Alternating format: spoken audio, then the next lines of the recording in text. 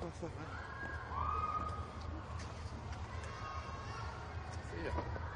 Bonjour, bienvenue. Merci beaucoup. Merci.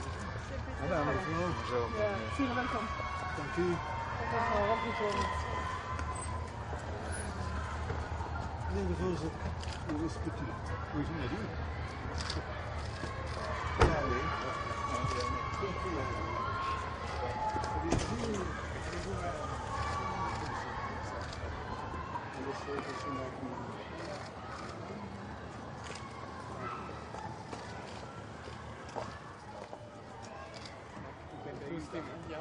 Zeer lief. Ah, we zien het. Ja, we zijn het.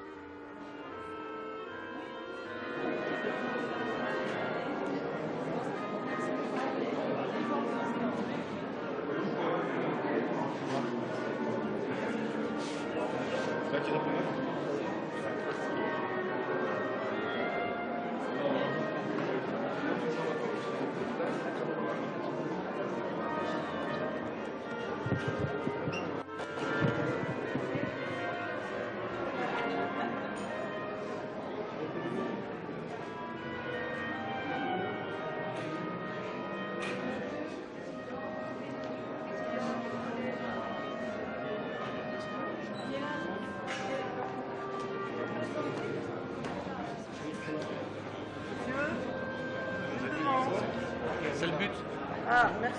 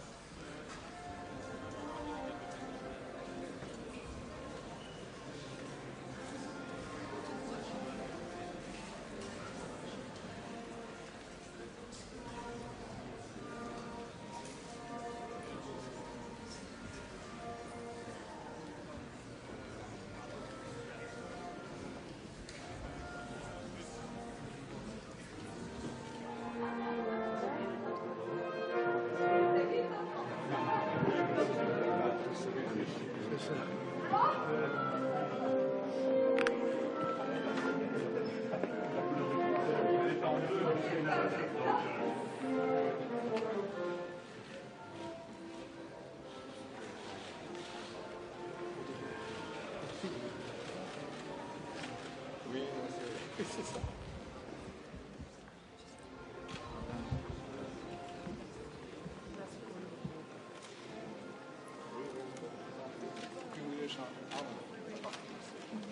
Où est-ce que vous voulez que je signe? Ici?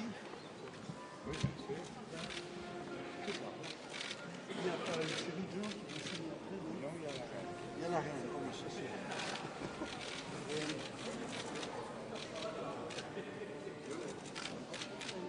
Oui, madame.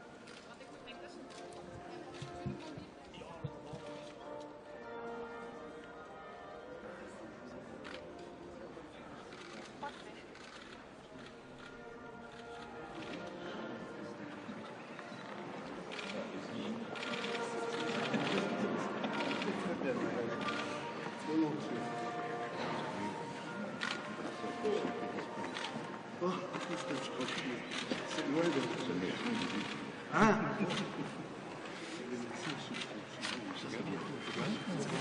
Je change pas. Non, on va chercher comment? C'est pragmatique, on change pas.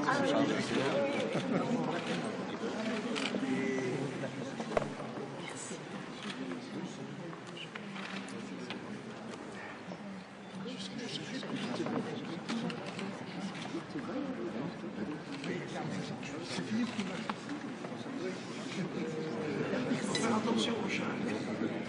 La chasse à sa place.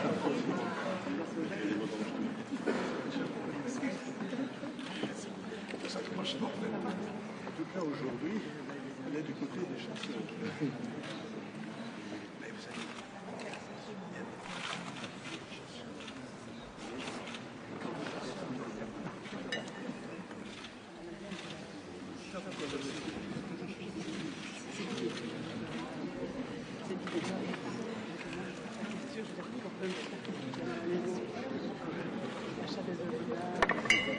voilà. C'est dit.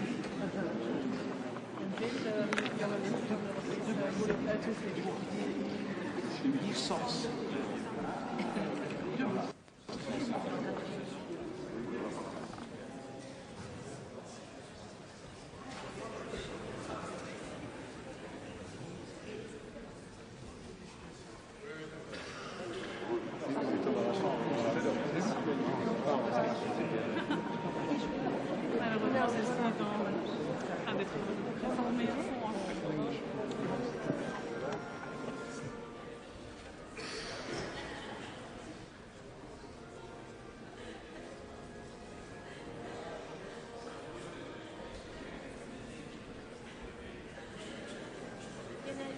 Une petite école qui est au 5e, base, et puis l'autre est en train de terminer.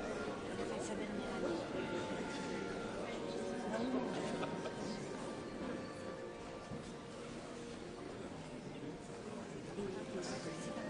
J'ai deux filles, 23 et 20 ans.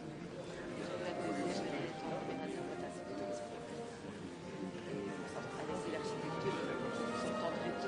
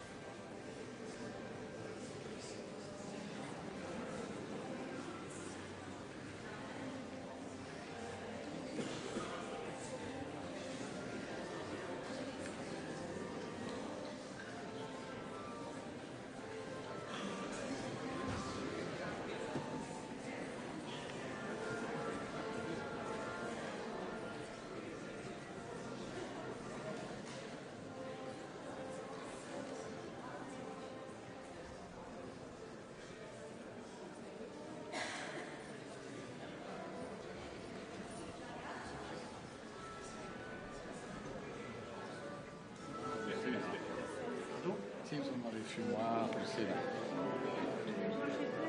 C'est la première fois que je vais aller. Que ça vraiment manquait. Voilà, est-ce que je veux par exemple cet espace, cette salle? Remplacer. Oui, oui. C'était pas les chefs d'État. ASEAN plus ASEAN Europe. et ASEAN.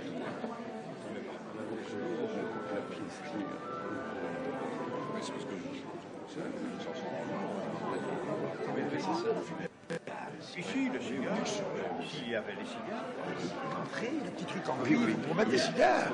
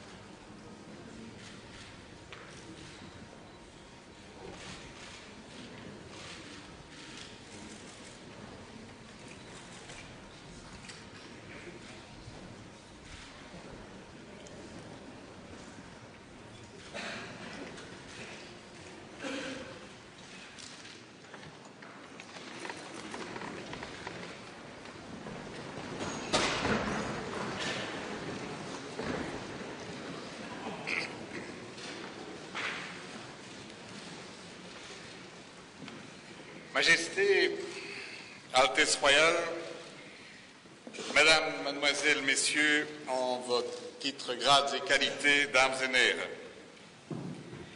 Chaque année, en pareille date, notre pays a l'honneur et aussi le plaisir de fêter son roi, et plus largement, ainsi que l'avait souhaité le roi Baudouin, la dynastie.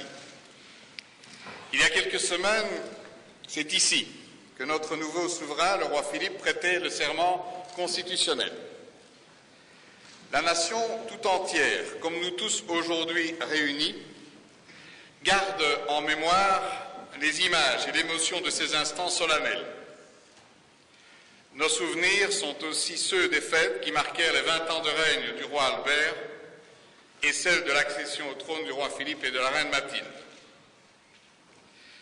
De Belgische vlag werd de jongste tijd vele keren en oog naar aanleiding van andere blijde gebeurtenissen uitgestoken.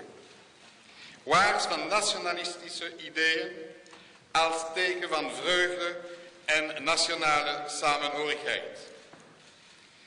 De vlag maakt deel uit van de traditie en is een symbool, een teken van verbondenheid, van identiteit, van trots, van gezond chauvinisme, al zijn we misschien soms te bescheiden in onze chauvinisme.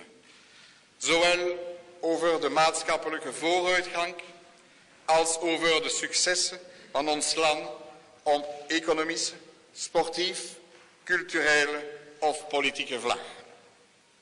Notre pays a en effet été parmi les premiers à savoir dépasser ses frontières et à développer une vision élargie de l'entraide entre les peuples.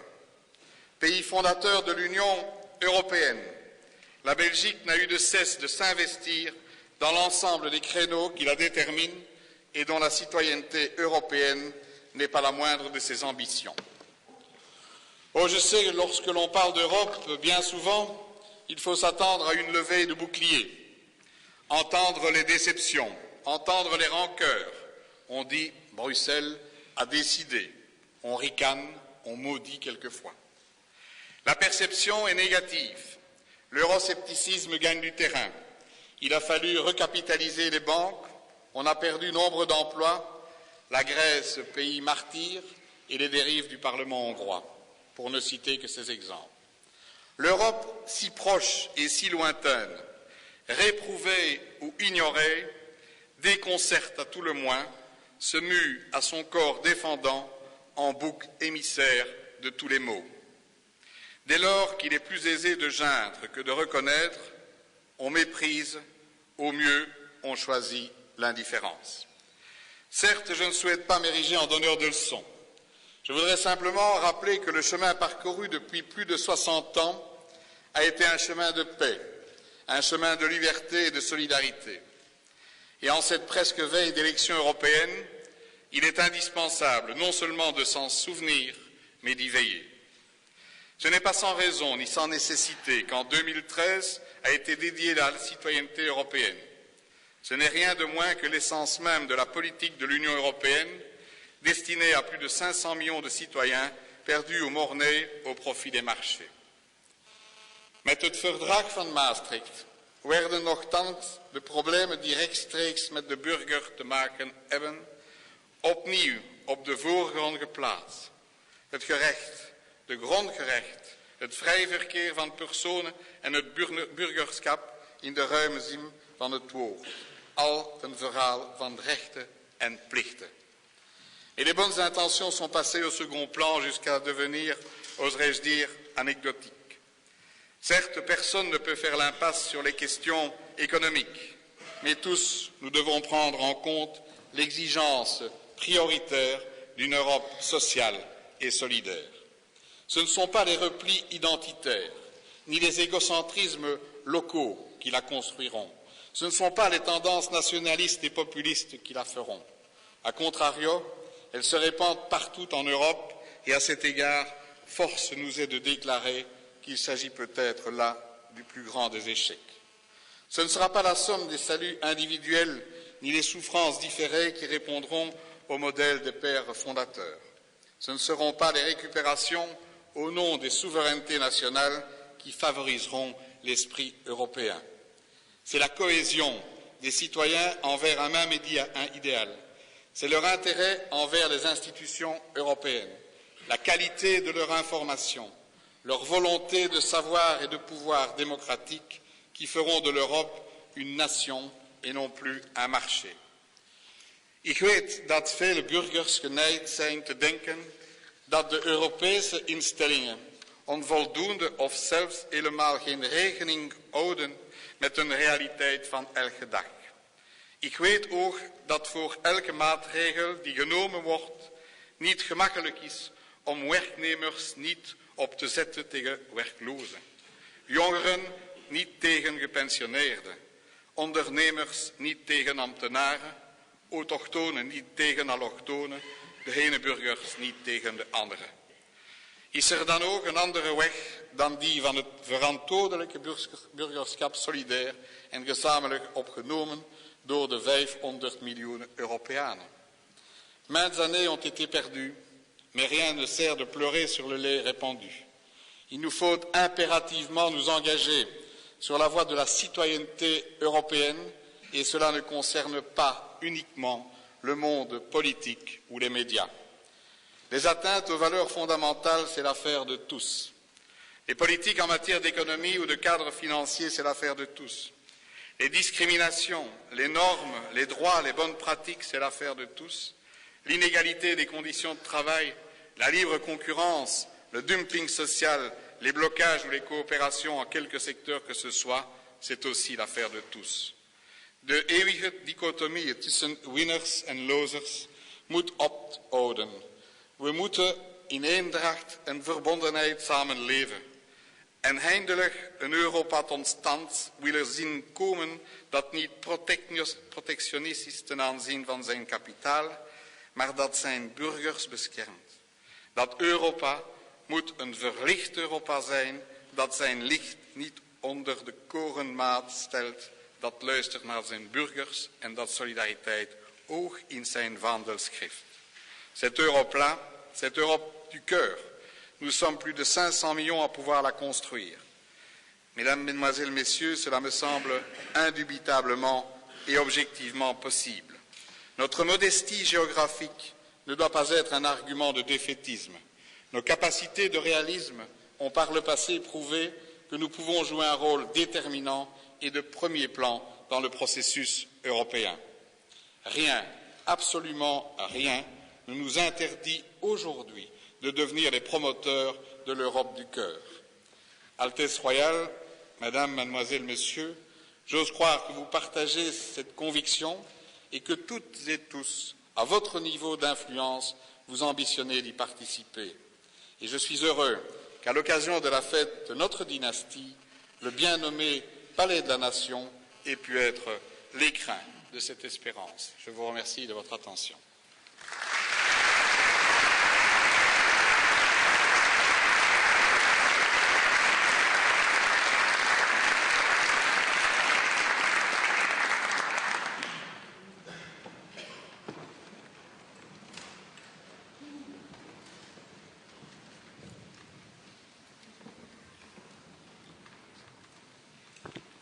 Sieren, mevrouw, koninklijke hoogheden, meneer de voorzitter van de Kamer, mevrouw de voorzitster van de Senaat, meneer de eerste minister, dames en heren, vicepremiers en ministers.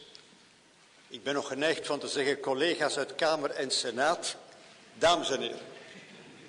We vieren de 20e verjaardag van de invoering van het Europese burgerschap op een ogenblik dat een aantal burgers hun twijfels hebben over de Europese Unie.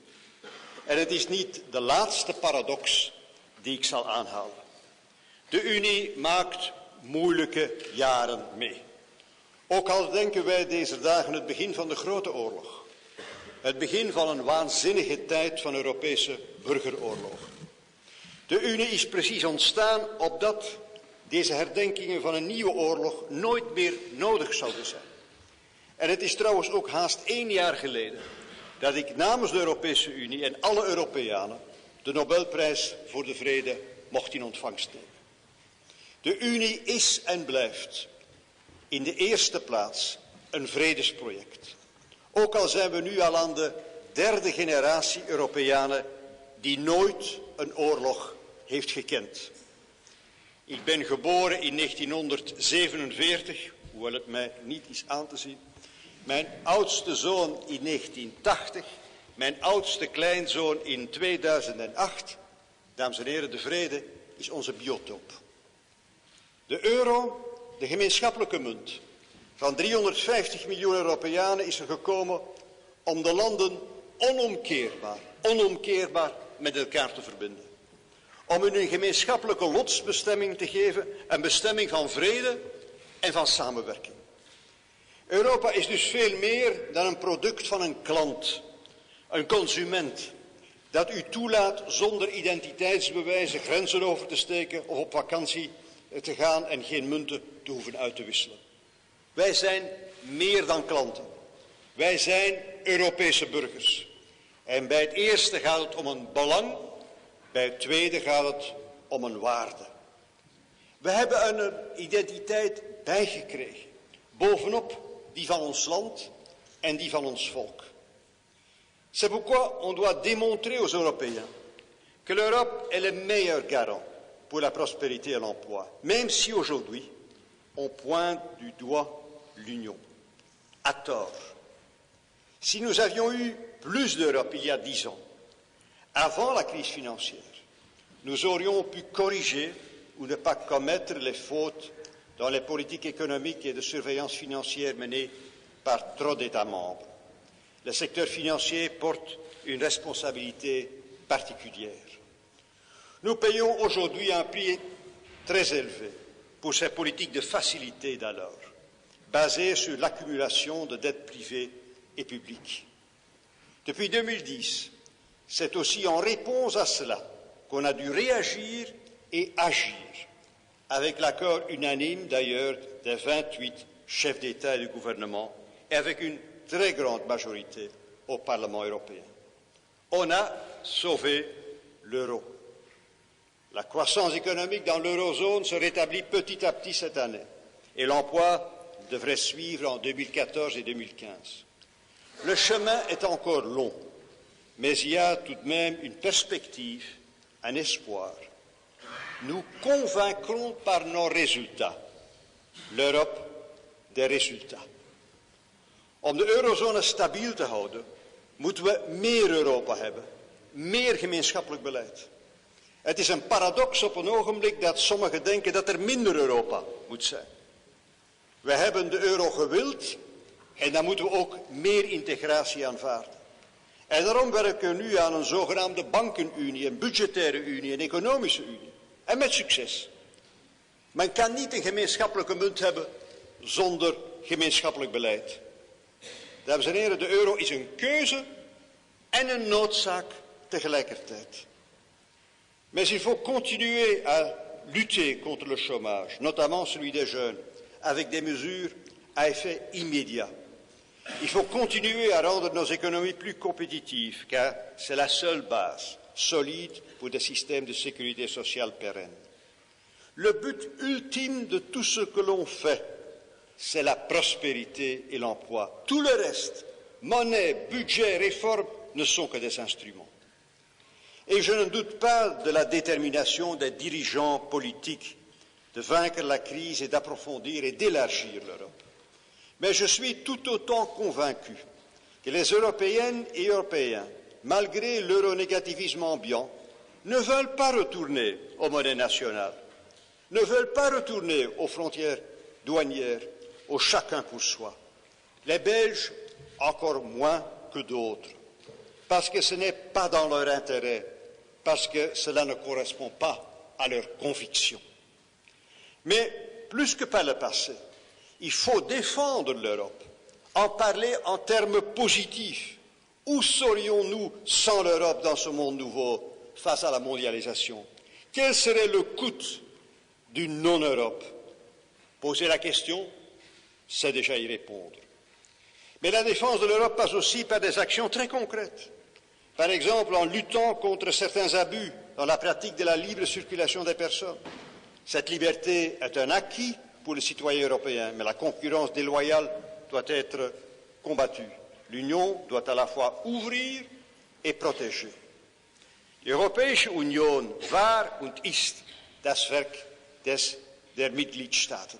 Alle Entscheidungen werden mit großer Mehrheit getroffen und im Europäischen Rat sogar mit Einstimmigkeit. Die Union, das sind wir, nicht die anderen. Darüber müssen wir uns im Klaren sein. De wereld, dames en heren, kijkt op naar de Unie. Naar dat continent van vrede, politieke democratie, sociale markteconomie en welvaart. En ik ervaar dat telkens weer, ondanks de problemen die we hadden. We hebben hun recentelijk getoond dat we de eurozonecrisis konden overwinnen en dat geen enkele inspanning ons te veel was. De eurozone verwelkomde trouwens 2 leden te midden van de crisis. Op 1 juli werd Kroatië lid van de Unie en we onderhandelden met 2 andere landen van ex-Jugoslavië over hun toetreden, omdat ze nooit meer Srebrenica, nooit meer oorlog willen. Onze buren in Oost-Europa, in Oekraïne, in Georgië, in Moldavië, willen een nauwe band met ons en met de Unie. Sommigen hier twijfelen aan de Unie, maar zij ginds op geen enkel ogenblik. Dames en heren, in het leven en het samenleven moet men soms een keuze maken. Voor of tegen. Pour ou contre. Voor of tegen de toekomst. Pour ou contre le passé. De keuze is eenvoudig. En de keuze noemt Europa. Le choix est vite fait. À ceux et celles qui hésitent à défendre cette cause, je leur conseille de se ressaisir et de ne pas avoir peur. La peur paralyse. L'histoire appartient à l'espoir. Merci beaucoup.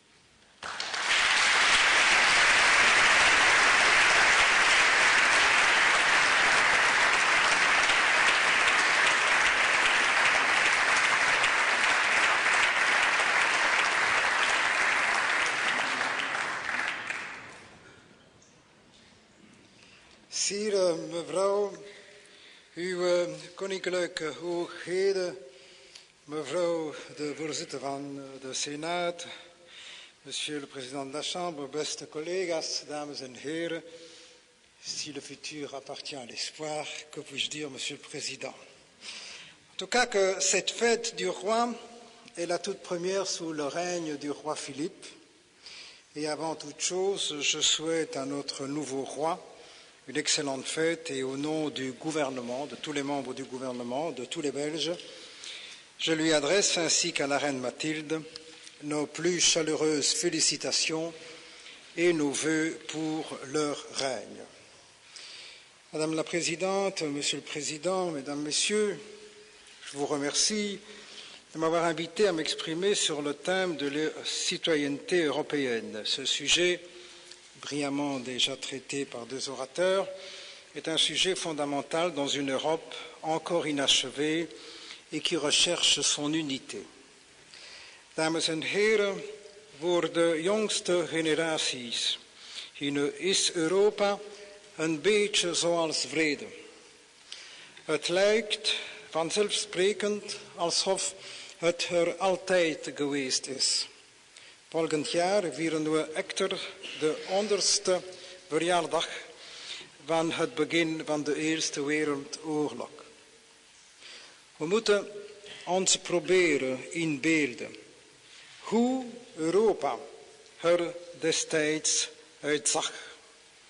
En we moeten de weg bekijken die we sindsdien hebben afgelegd. 100 jaar geleden was Europa sterk verdeeld. Het Europese gevoel bestond niet. Men was uitsluitend Belg, Fransman, Duitser enzovoort. Europeanen zijn had nog maar weinig betekenis. Europa was een versnipperd continent met een bloedige geschiedenis. Tal van landen hadden nog geen definitieve grenzen. En meer dan eens waren die grenzen afgebakend door oorlog. Europa was 4 jaar lang niet meer dan een uitgebreid slagveld geweest. Een slagveld waarop 9 miljoen mensen het leven lieten. Dat zijn meer dan 6000 doden per dag. Nog diezelfde eeuw werd Europa opnieuw verwoest door een Tweede Mondiale Oorlog, die nog 5 keer bloediger was. Het is op die ruïnes dat de Europese staten, beetje bij beetje, toenadering tot elkaar zochten, met dank aan solidaire en visionaire leiders. Ze gingen samenwerken en creëerden gemeenschappelijke instellingen. Het huidige Europa is het resultaat van de voortdurende inspanning om nieuwe oorlogen te vermijden. Mesdames et messieurs, notre continent a totalement changé de visage. Ses références ne sont plus guerrières, son projet est devenu profondément pacifique. Les Européens aujourd'hui n'ont plus de sentiment de revanche par rapport à leurs voisins. Ils découvrent leurs identités multiples et c'est souvent avec enthousiasme, surtout chez les jeunes, qu'ils vont à la rencontre des autres.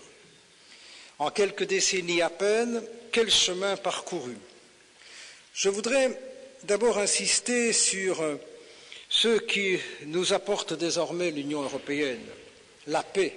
Le président Van Rompuy en a parlé. La paix, bien sûr, le premier des bénéfices.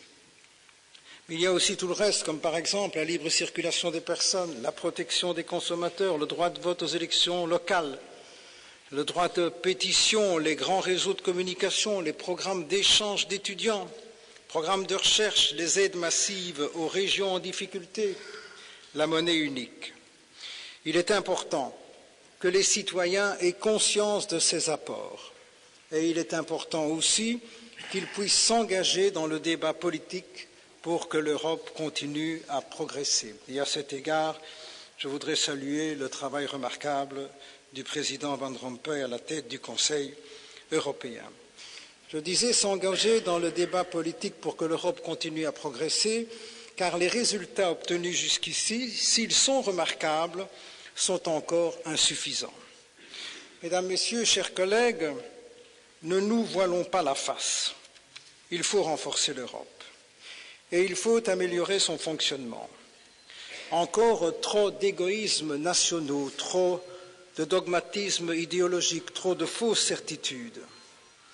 Si rien ne change, les citoyens se détourneront chaque jour davantage du projet européen.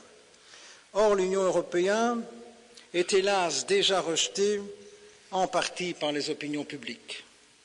Si l'on ajoute à cette réalité la force des partis eurosceptiques qui fleurissent un peu partout, on mesure le danger que court le projet européen. À l'approche des élections européennes, le danger est réel. On le voit en particulier dans les pays qui ont dû appliquer une austérité implacable.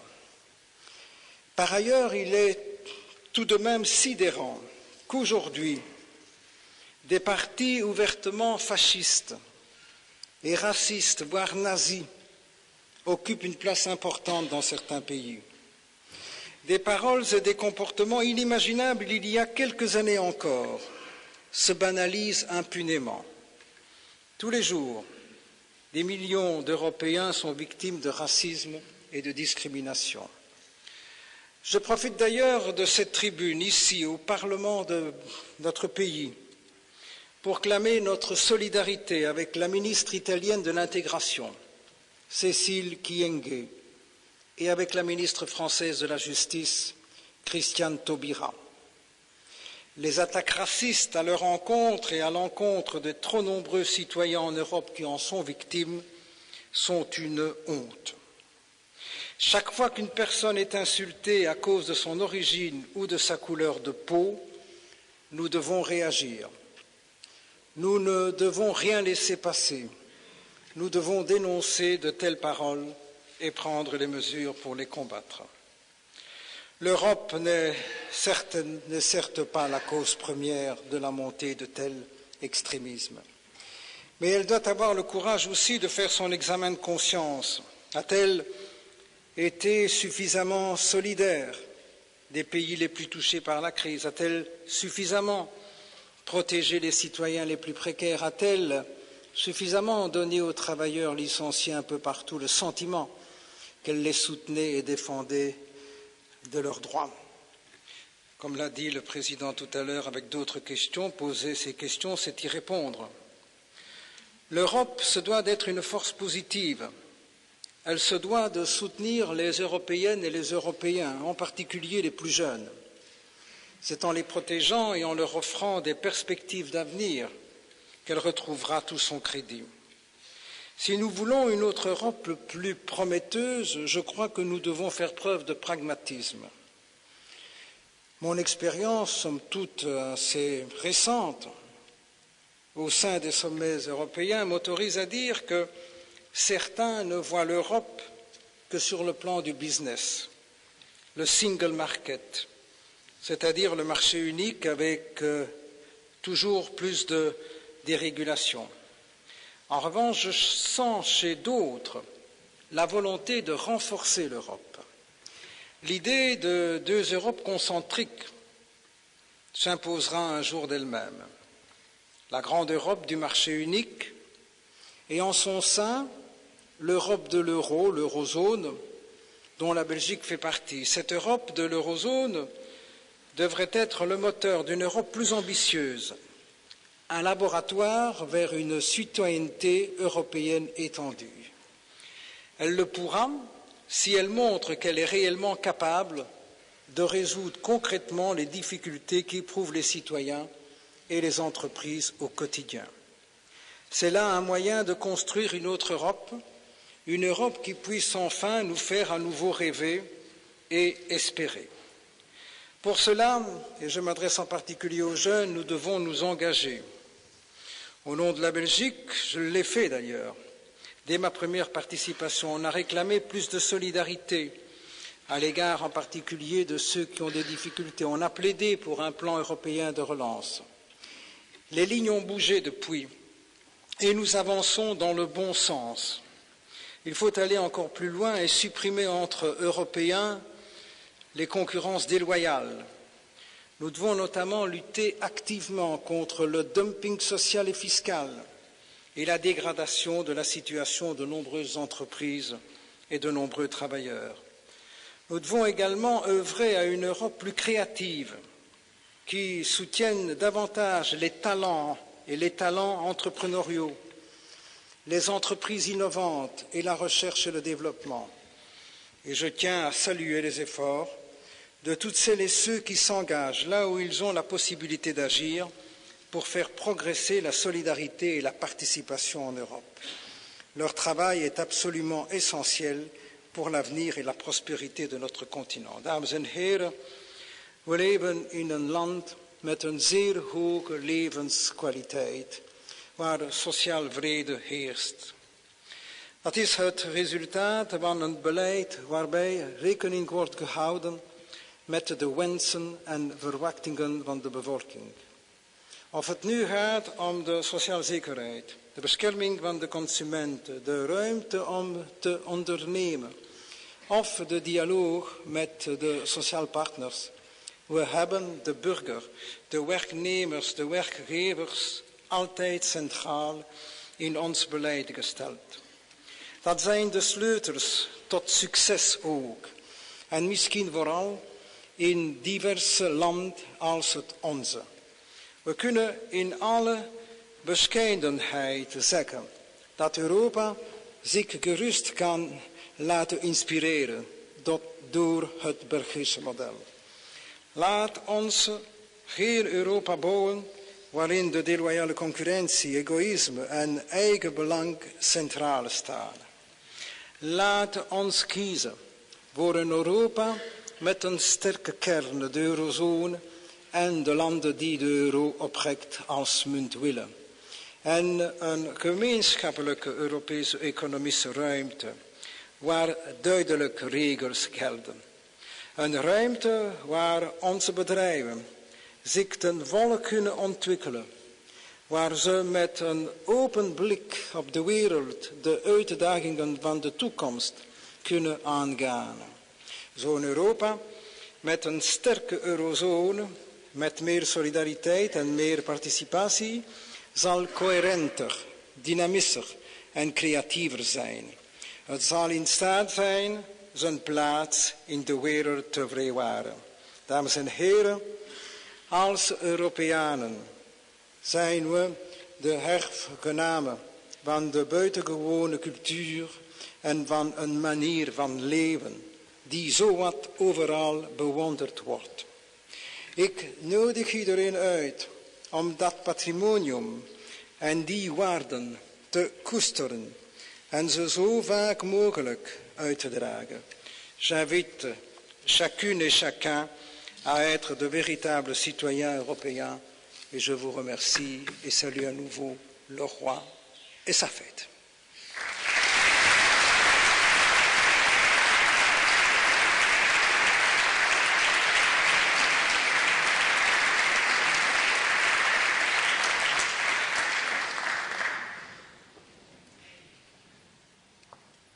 Majesteiten, koninklijke hoogheden, meneer de voorzitter van de Europese Raad, meneer de voorzitter van de Kamer van Volksvertegenwoordigers, meneer de eerste minister, beste collega's, beste genodigden in uw functies en hoedanigheden. Al meer dan 10 jaar brengt het federaal parlement op Koningsdag op 15 november hulde aan het werk van onze vorst. En ik wil dan ook heel graag namens het federale parlement, namens de Senaat en de Kamer, mede namens mijn collega André Flahault, onze wensen overmaken aan onze nieuwe koning, koning Philippe, onze nieuwe koningin, koningin Mathilde. En hen al onze wensen meegeven voor hun vruchtbaar werk voor het land en voor de democratie. Maar zoals u weet, elk jaar brengen we bij die gelegenheid ook de aandacht, of onder de aandacht, een heel bijzondere groep of een onderscheiden groep binnen de bevolking. En dit jaar is gekozen in het kader van het Europese thema, Europees burgerschap, voor mensen die zich onderscheiden hebben op dit domein.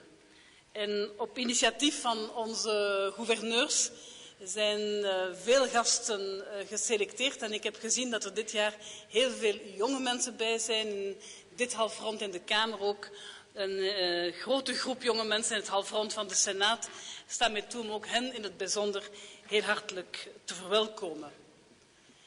Deze namiddag is eigenlijk al heel veel gezegd over het Europees burgerschap. Alle accenten zijn gelegd.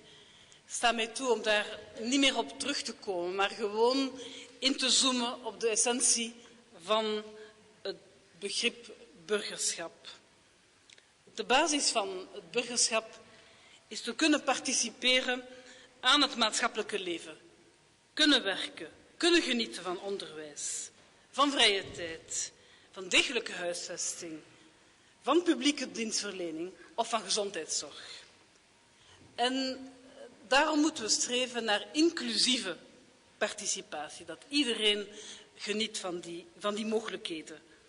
Dit houdt bijzondere aandacht in voor de allerarmsten en voor de meest kwetsbaren. De overheid heeft de plicht om ook voor hen de mogelijkheid te creëren om hun burgerrechten uit te oefenen. De overheid moet mensen empoweren, versterken, zoals we zeggen in het Nederlands, zodat ze meer greep krijgen op hun eigen leven. Mais la citoyenneté fonctionne dans les deux sens. Les personnes se voient offrir des opportunités, encore faut-il les saisir. Outre les droits que chacun peut exercer, on a aussi la responsabilité de les faire fructifier. Ses talents, du moins. C'est cela la citoyenneté active, celle qui s'exprime dans de nombreuses organisations, mouvements et activités nées de l'initiative des citoyens. Ceux qui s'engagent et qui prennent des initiatives méritent le soutien et le respect. Le principal défi qui se pose aujourd'hui est de tisser des liens de coopération avec les groupes de la population et des concitoyens issus d'horizons tellement diversifiés, qu'ils soient culturels, politiques, religieux, issus d'un monde global et européen, comme on l'a vraiment souligné aujourd'hui. La citoyenneté active n'est possible que si l'on est disposé à entrer en dialogue et en collaboration avec l'autre. Des études montrent d'ailleurs qu'il existe un lien étroit entre une vie associative active et une culture politique démocratique. En effet, la vie associative est l'école idéale pour apprendre à nourrir une réflexion critique, à se forger une opinion, à développer des attitudes démocratiques telles que l'écoute de l'autre ou l'élaboration du compromis. Koninklijke Hoogheden, dames en heren, Kofi Annan zei, "No one is born a good citizen. No nation is born a democracy. Rather, both are processes that continue to evolve over a lifetime. Young people must be included from birth. A society that cuts off from its youth severs its lifeline." Burgerschapsvorming brengt de kennis en vaardigheden bij die nodig zijn om zelf een actieve rol te vervullen in de samenleving. Het parlement als huis van de democratie wil vooral jonge mensen vormen tot kritische en democratische burgers. En concreet, u weet dat wij een aantal programma's hebben. Concreet vertaalt die burgerschapsvorming in het parlement zich in rondleidingen waarbij jong en oud kennis opdoen over de werking van het federaal parlement. En we proberen hierin te vernieuwen. Zo hebben we een nieuwe rondleiding die we aanbieden, we noemen die wetwijzer, waar kinderen van 10 tot 12 jaar zelf een wet leren maken. Ze leren hoe zelf een mening te formuleren, te argumenteren en afspraken te maken.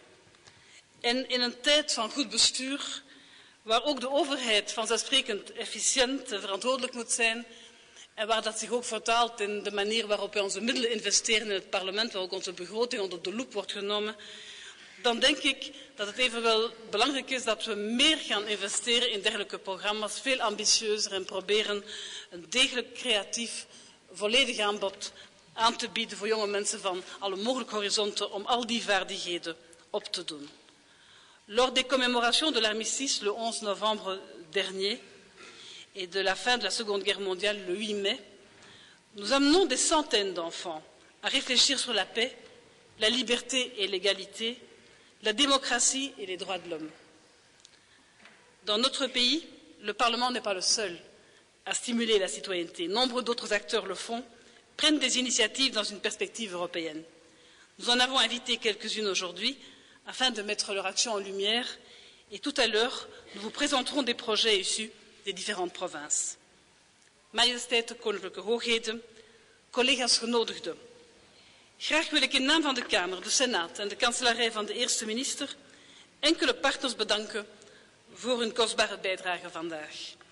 Allereerst de provincie-gouverneurs, die hier als mede-gastvrouwen en gastheren optreden. Zij stelden de delegaties van hun provincie samen. In samenwerking met hotels, scholen en verenigingen uit hun provincie hebben ze voor al het lekkers gezorgd dat u straks zal kunnen ontdekken. Graag dank ik ook in uw aller naam de heer Herman van Rompuy, voorzitter van de Europese Raad, die eigenlijk ook 500 miljoen Europese medeburgers vertegenwoordigt voor zijn deelname aan dit gebeuren. Wij zijn ook de minister van Defensie zeer erkentelijk voor de prachtige muzikale omlijsting. Et le Palais de la Nation a été fleuri aujourd'hui par l'école horticole de Cours-Saint-Étienne, qui ont été, comme chaque année d'ailleurs, particulièrement créatifs. Vous savez que tous les talents, nous essayons de les montrer, de les exploiter. Und ich möchte die Gelegenheit auch nutzen, unseren Landsleuten der deutschsprechenden Gemeinschaft im Namen des Senats und des Parlaments einen exzellenten Feiertag zu wünschen. Dank u voor uw aandacht.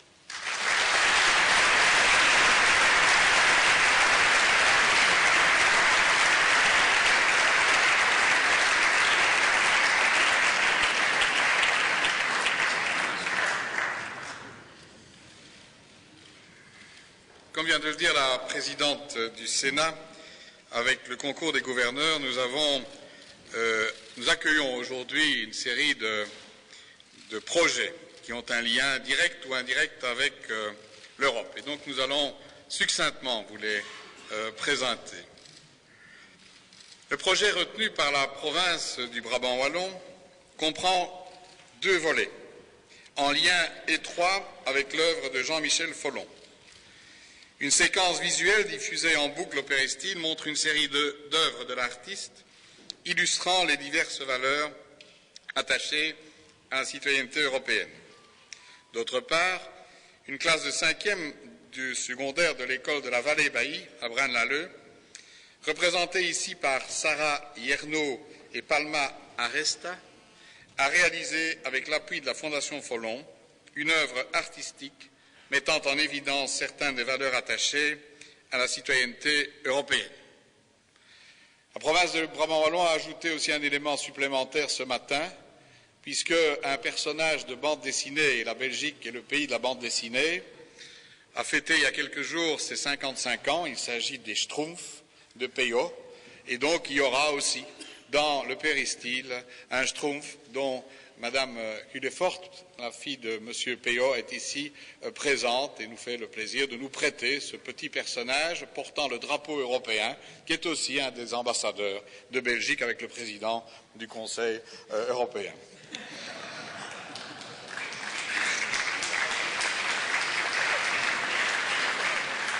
Je n'ai pas dit que je lui offrais le Schtroumpf, madame. Non, non. L'arrondissement de Bruxelles-Capitale a choisi, lui, de mettre en exergue l'engagement européen du professeur Françoise Meunier, ici présente, directeur général de l'EORTC, Organisation européenne de recherche et de traitement du cancer, seul organisme en Europe qui effectue des études cliniques en cancérologie. De provincie Antwerpen brengt 2 scholen onder de aandacht. Sien Wiederbrod Heilige Familie uit Berchem en het Vrij Technisch Instituut uit Zandhoven.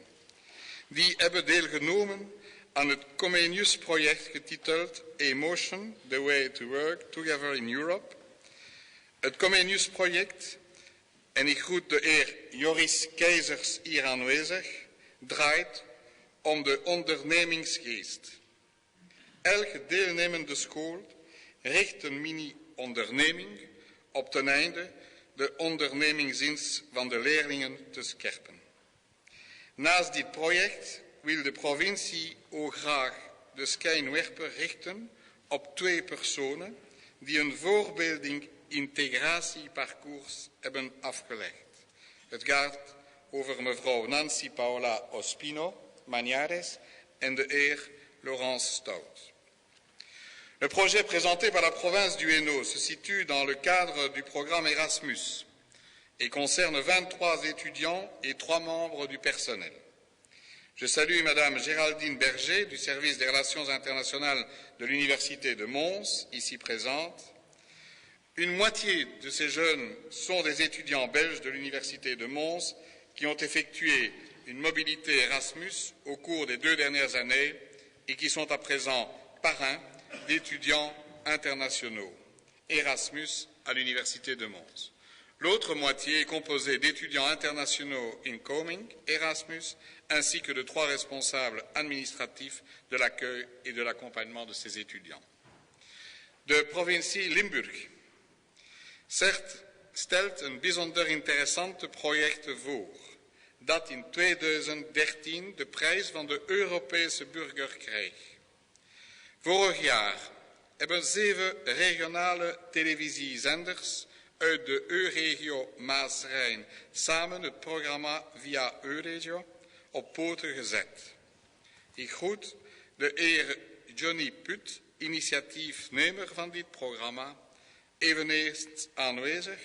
De zenders wisselen reportages uit en ondertitelen deze in hun respectieve talen, waardoor het programma een internationale tint krijgt. Het wordt uitgezonden in Belgisch en Nederlands Limburg, Luik en de regio Aken. La province de Liège a souhaité mettre l'accent sur les activités du Centre spatial de Liège, représenté aujourd'hui par son directeur général, M. Thierry Chantraine. Il s'agit d'un centre de recherche appliquée de l'Université de Liège, dédié à l'espace, travaillant directement avec l'Agence spatiale mondiale et les grands acteurs de l'industrie aérospatiale européenne. Le CSL développe, assemble, contrôle, calibrent et testent des systèmes et des instruments d'observation uniques capables d'opérer dans les conditions extrêmes rencontrées dans l'espace. Ik vul graag de lijst aan van collega Kamervoorzitter. D'abord la province du Luxembourg, grâce au programme d'échange qu'il organise, le Rotary, qui est représenté parmi nous par M. Demoisy, donne aux jeunes la possibilité de se familiariser avec d'autres cultures, et l'on sait combien la connaissance d'autres cultures favorise la tolérance active. Les clubs Rotary de la province du Luxembourg sont particulièrement actifs dans ces programmes d'échange. Chaque année, ils envoient des dizaines de jeunes Belges à la découverte du monde, tandis qu'ils accueillent chez nous des jeunes de l'étranger. Pour ce qui est de la province de Namur, nos amis de l'université du troisième âge de Namur ont entrepris, sous la houlette de M. Paulin Duchesne, aussi présent ici aujourd'hui, l'édition de divers ouvrages sur les thèmes suivants: l'Europe à table et au travail, l'Europe unie dans ses proverbes, les mythologies dans le panier de la ménagère européenne. Une façon d'aborder l'Europe qui peut intéresser tout le monde, je crois. Oost-Vlaanderen, onder leiding van leerkracht Geert Carton, die ook vandaag aanwezig is, gingen de zesdejaarse handel van de visitatieschool uit Mariakerke bij Gent voor uw schooljaar na hoe ze Europa intenser en beter konden beleven. Ze namen bijvoorbeeld deel aan een workshop over de euro en het hoogtepunt van hun schooljaar was het evenement Euroscola in Straatsburg. Scholen uit heel de Europese Unie ontmoeten elkaar in het Europees Parlement voor een rollenspel. Vlaams-Brabant. De studenten van de Katholieke Hogeschool Leuven namen onder impuls van lector Karen Wijs deel aan een internationale pleitwedstrijd rond Europese rechten, waarbij de zittingen van het Europees Hof van Justitie worden gesimuleerd. En tenslotte West-Vlaanderen heeft gekozen om het Brugse Europa College naar voren te schuiven, wereldwijd een van de meest vermaarde instituten voor postuniversitaire Europese studies. Vandaag vertegenwoordigd door minstens één student, Thibaut Heinkens, ook aanwezig. U weet dat er jongeren uit 55 landen studeren en samenleven. Dit is een overzicht van de initiatieven uit onze provincies, een handgreep van zoveel concrete initiatieven om Europeanen dichter bij elkaar te brengen. Collega's, ik ga de zitting afronden en u melden dat we tot slot de Brabançonne natuurlijk zullen brengen. Dit jaar opnieuw op een eigenzinnige manier, gebracht door de zangeressen Lecky en B.G. Scott.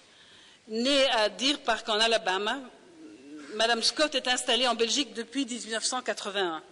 Elle y a conquis un large public de fidèles par sa voix chaude et sa musique matinée de blues, de gospel et de country. Aux côtés de B.G., nous aurons le plaisir de découvrir Caroline Lecky Kamosi. Lecky is geboren in Kinshasa en zingt sinds de leeftijd van 16. Zij verwierf in ons land bekendheid bij R&B, hip-hop en urban. De Vlamingen kennen haar van Studio Brussel of het programma van Radio 2, De Madammen, waarvan zij sinds kort een van de presentatrices is. Majesté, Altesse Royale, Mesdames, Messieurs, nous allons d'abord écouter l'hymne européen qui est présenté par la chapelle de musique de la Marine et ensuite la Brabançonne de Cœur et de Soleil par B.G. Scott et Lecky.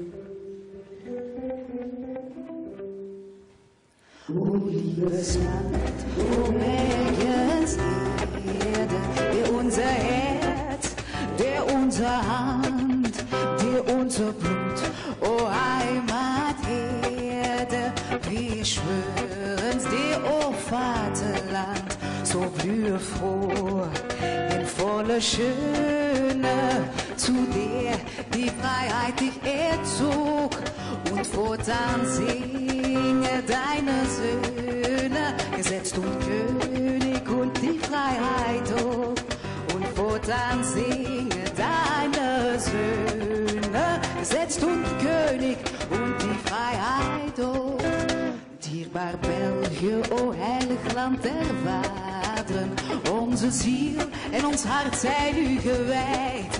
Aanvaard ons kracht en het bloed van onze aderen. Wees ons doel in arbeid en in strijd. Bloei, o land, in eendracht niet te breken. Wees immer uzelf en ongeknecht. Het woord getrouw dat onbevreesd mocht spreken. Voor vorst, voor vrijheid en voor recht. Het woord getrouw dat onbevreesd mocht spreken.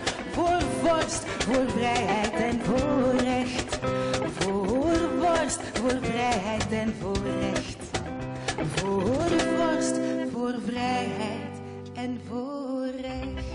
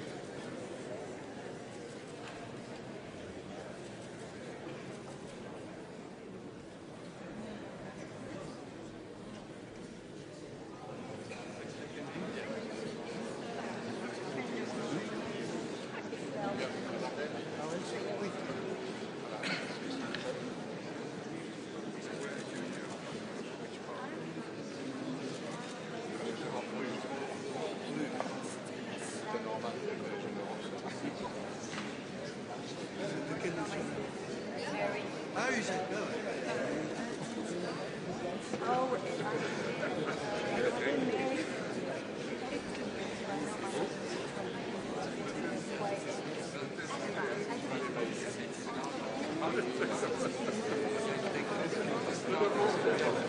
you.